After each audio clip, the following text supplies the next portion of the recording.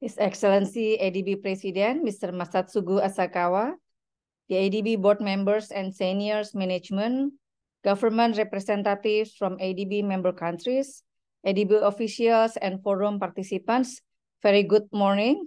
It is a pleasure to get an opportunity to speak in this very important It's really a pleasure to speak about the gender equality as well as the how we achieve the net zero as also a task for many other countries. The world is facing a triple planetary crisis. How we respond will determine the future of our planet Earth as well as the humanity. As many other experiences, Indonesia also have an impact from the climate change, pollutions, and the trend of the biodiversity loss. For the climate change, it is estimated by the UNFCCC that almost 75% of the global populations could be exposed to the life-threatening from the climate conditions by 2100. Along the line, we also experiencing that the air pollutions causing up to 4.2 million deaths every year. And as one of the mega biodiversity countries, Indonesia now experiencing the loss of biodiversity. And the interactions of the triple planetary crisis, if we do nothing, will bring the development become unsustainable, and of course, at the end, the earth become uninhabitable. One of our foundations in the economic transformations is about socio-ecological resilience, which is built through sustainable and balanced interactions between people and their environment. The capability to manage the carrying capacity of the planet, which include applying local wisdom and knowledge, will lead to the resilience and any change of disasters. Of course, women is also a center to deliver as well as pass all the local wisdom and knowledge throughout the generations. Mainstreaming gender equality in any climate change solutions will bring gender perspective in any policies and programs of disaster and climate change risk reductions.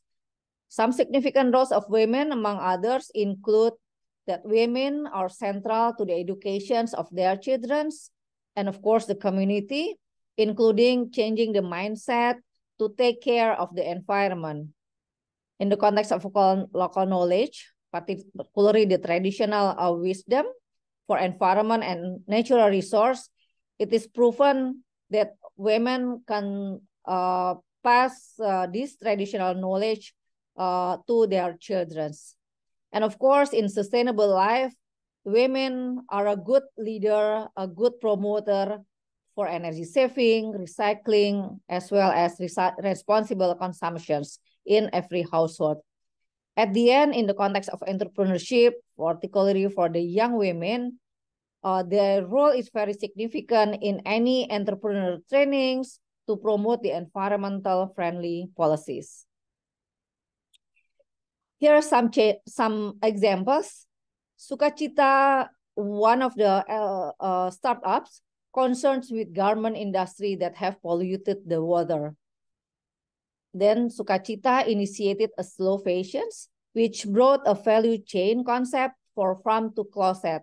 So all the materials they produce can have a traceability, which is very sustainable, not only in growing, but also in making. They applies the R1, rethink, R7, repurpose, and R8, the recycle, and of course, use the natural coloring. By doing this, they could increase 60% income of the local women, and of course, 100% income generations in a village.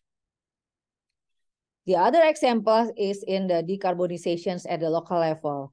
Women groups utilize the microhydro electricity as well as the biomass stove to roast the coffee, so they will have a higher value added for the coffee to sell. And of course, there are many other best practices of decarbonization and circular economy that we could start at the village level with women as an initiator as well as a mover. I do hope some ideas will bring or will inspire the discussion today and the following. And of course, happy for further collaborations in the future. Thank you very much.